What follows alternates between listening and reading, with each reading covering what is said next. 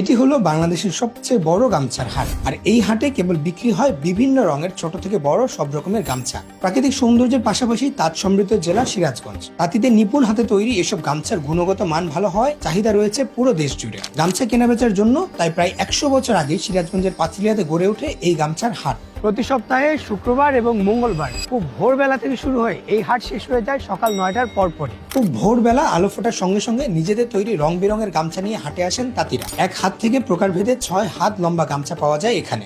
But unfortunately পাইকারি হাট হওয়ার কারণে আপনি এখানে চাইলেও একটা দুইটা বা খুচরা গামছা কিনতেও পারবেন না। তাঁতিরা গামছার পেটিগুলো মাথায় নিয়ে ঘুরতে থাকেন, আর পাইকারদের সঙ্গে দামে মিললেই সেগুলো বিক্রি করেন তারা। এক একটি পেটিতে থাকে 20 থেকে 50টি বা তারও বেশি থান।